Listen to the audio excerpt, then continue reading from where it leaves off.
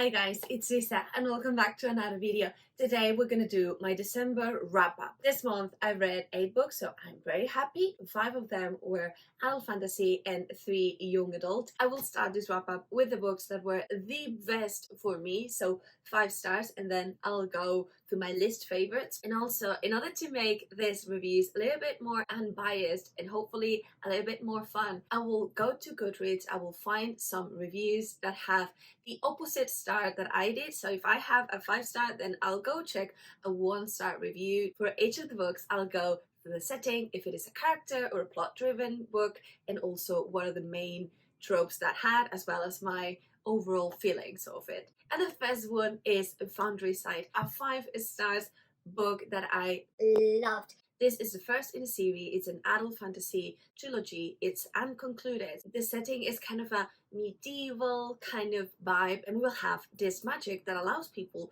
to write stuff into the objects, and these will compel the objects to believe they are something or compel them to behave in a certain way. Useful, right? And then we will have different rich houses that are kind of fighting for this magic, for the intellectual property of this power. Very good blend between a character and a plot-driven book, leaning a little bit more towards the plot-driven. At its core, a heist, and we'll also have this kind of found family kind of vibe. And this story will follow the main point of view of our main girl that can sense objects, which makes her the perfect thief. And as a result, she is tasked with thieving a very important and secret artifact of one of these rich houses. While doing so, she discovers that this artifact is in fact something that can change the scales of society, and from that point onwards she is chased down. I ended up giving Foundryside 5 stars, so let's see what other readers think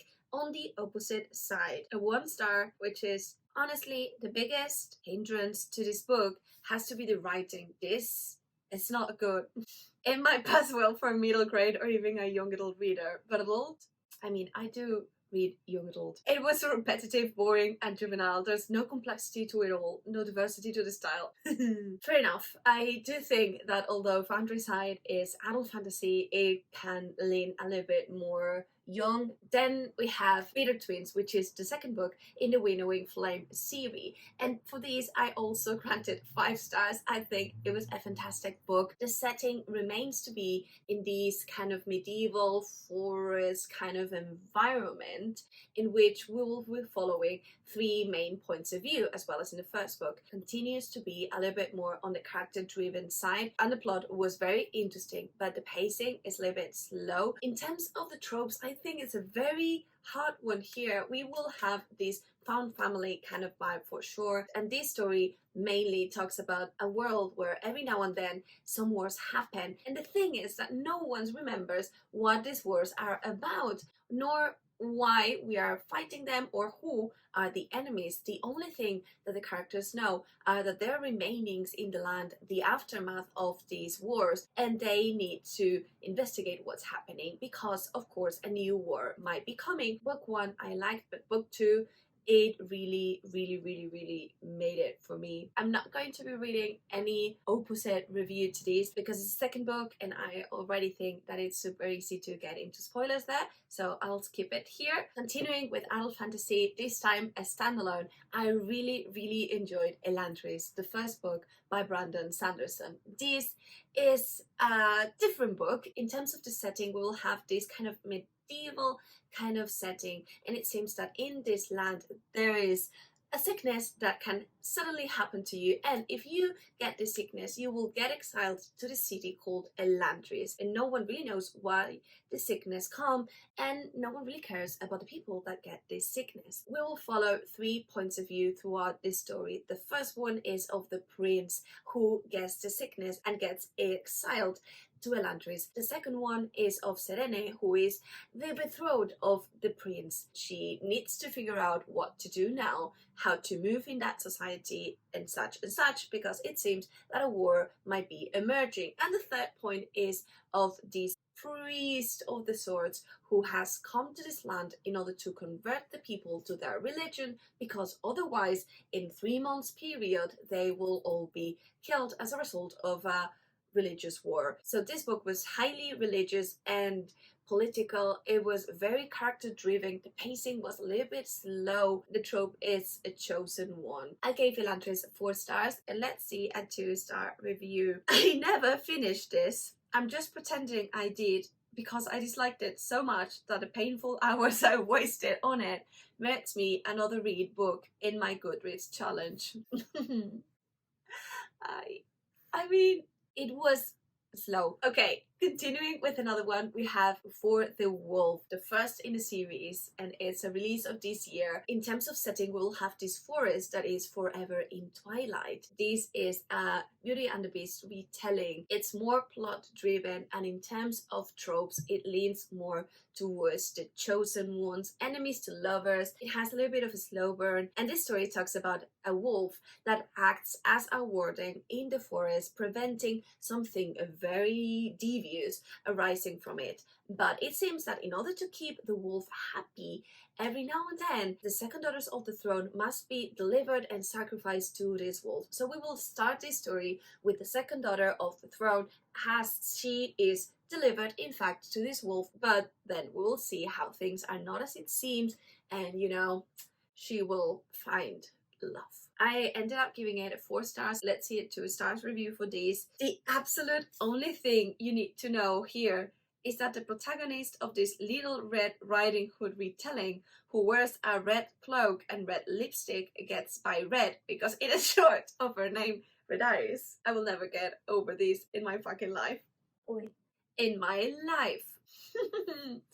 So it's a little bit confusing. It's in fact Beauty and the Beast retelling, but it is a little bit absurd how she is called Redaris and then she wears this red cape and red lipstick. Continuing with another book, we'll have Caraval. In terms of setting, is kind of this whimsical circus kind of vibe. It's more plot driven. It goes really fast. It's really addictive and easy to read, being honest. And in terms of tropes, we will have these enemies to lovers, a little bit of a chosen one, and overall this quest sort of feeling. And this story follows our main girl as she and her sisters get to Caraval. Caraval is this kind of circus that only happens every now and then, but upon arriving, her sister gets kidnapped and she discovers that the main end game for this Caraval is to figure out where her sister is and find her out, because otherwise she might be killed. Was it super predictable? Like a little bit, not much, but I really liked it. I thought that it was really fun. The slow burn between the characters, it was so good. And let's see an opposite review to mine. I really did want to like this book. I really did want to dive into a magical and dark adventure with Scarlet and Tella. Sadly for me, I didn't enjoy it the way I thought I would, and this adventure turned out to be a little school trip to boredom land with one heck of a frustrating main character. And don't even let me start on her sister. I did hate her sister. Okay, then we continue with The Bear and the Nightingale. I kind of enjoyed it. I thought I was going to hate it. In terms of setting, we will have this winter frosty Russian forest.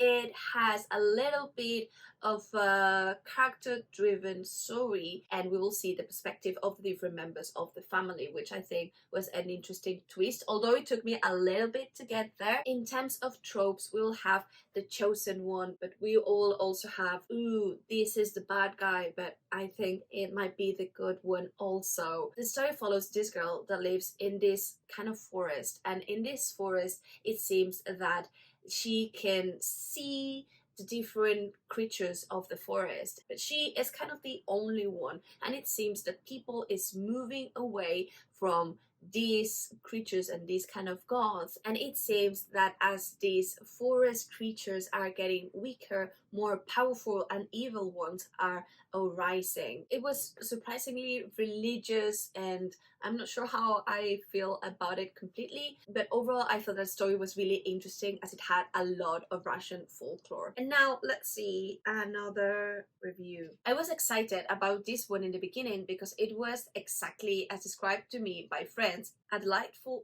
fairy tale story. And then the historical aspect came in, and we've got the whole Christian versus pagan thing, and the old-timey I hate this man marriages. Bleh.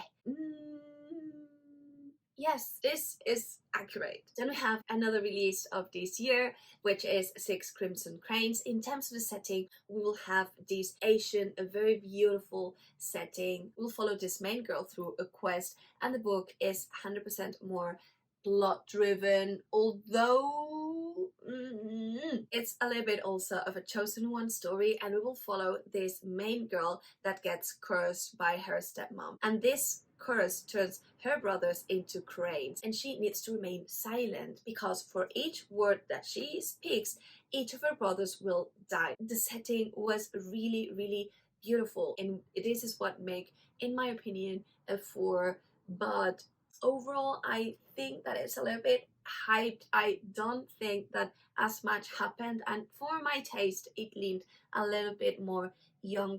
So I think it's good, it was comfy, but at the same time I don't really think that I was moved by the characters at all. Let's see a 2 stars review. This wasn't terrible, but I just feel like it's missing something. The writing was a little bit meh, and the characters, while okay, weren't that interesting or well developed. I ended up skimming a lot of the story. It's a shame, and I agree. We end up this wrap up with Shadow of the Gods, which for me was the lowest for this month. I did a specific video for it, so I will be brief and I will link it down below. In terms of setting, we will have this Norse-inspired story. It's so plot driven that it's mad, and then it's also a revenge story. It's a little bit of a chosen one kind of thing, and we will follow 3 points of view that move through this land where before the gods lived, and it seems that these gods have a terrible fight, and now the remainings of these gods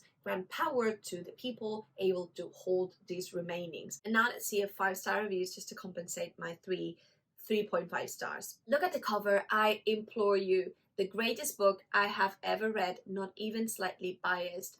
Absolutely amazing Viking fantasy full of Norse creatures, intense and bloody fights, and a story that did not let up from the first page. I need the next one now. I can see what this happens and why people loves it so much. And that was it for today. I really hope you liked this video. If you did, give it a thumbs up. Let me know down below what were your thoughts about this type of wrap-ups with the opposite reviews. Do you think that's interesting? Would you like me to do it a little bit more? Let me know. And also, what was your favorite book of this month? And I really hope to see you soon in another video. Bye bye.